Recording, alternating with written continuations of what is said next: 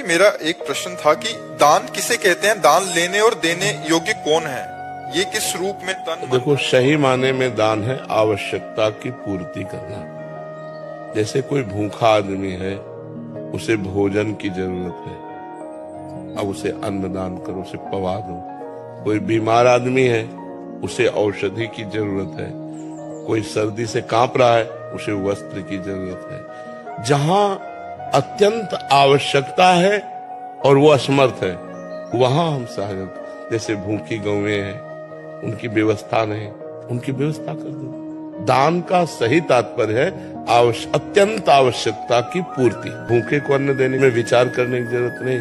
कुत्ता भी भूखा हो तो उसको भोजन करा दो, साधु भूखा हो उसको भोजन करा दो। उसमें पात्रता की जरूरत नहीं है। पात्रता रुपया देने में है। हम रुपया देते हैं, शराब पिएगा, ये बेविचार करेगा कि गंदा आचरण करेगा। रुपया में थोड़ा होश में दान करने की जरूरत है। अन्न, वस्त्र, औषधि, जल, इनको तो जहां यथा योग्य अवसर मिले पवा दो, उसमें दे। क्योंकि लेकिन रुपया में वो कुमार्गामी प्रवृत्तियों में रुपया खर्चा होगा तो आपको भी नरक जाना पड़ेगा। इसलिए उसमें फिर पात्र देखते हैं कि हमारे रुपये का यहाँ सदुपयोग होगा कि दुरुपयोग। अगर लग रहा है सांगोपांग सदुपयोग होगा तो फिर कर देना चाहिए। जैसे कुछ मांग रहा है आपसे संत वेशधारी, एक तो संत मांगेगा नहीं। जो भगवान का निज जन है वो कभी ऐसे नहीं करेगा। ये हम तुम्हें पक्की बात बता देते हैं। भगवान का दास कहलाकर मरण धर्मा शरीरधारियों के सामने हाथ पसारे तो भगवान का दास है क्या? अरे भगवान की दासी है लक्ष्मी जी, और लक्ष्मी पति के हम दास हैं।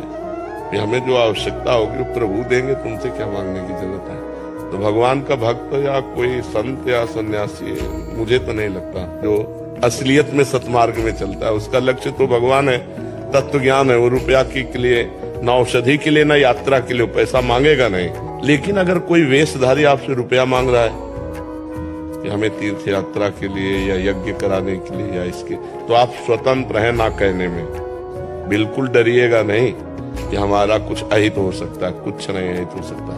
हमारी श्रद्धा नहीं, हम नहीं देंगे। बिल्कुल साफ रहना चाहिए इसमें। महाराज पानी पीना हो पानी पी लो, भोजन करना हो भोजन पा लो, इसके आगे हमारी श्रद्धा नहीं। अगर आपकी श्रद्धा दिखाई दे रही कि वास्तविक यज्ञ होने जा रही, आपको पता है उनका परिचय, तो जो बने तन मन धन सहयोग कर देना चाहिए। मतलब उसमें जानबूझ करके ही दिया जा सकता है, अनजाने में धन नहीं दिया जा सकता कि हमारे धन का दुरुपयोग होगा तो फिर उसमें सदगति बिगड़ जाएगी।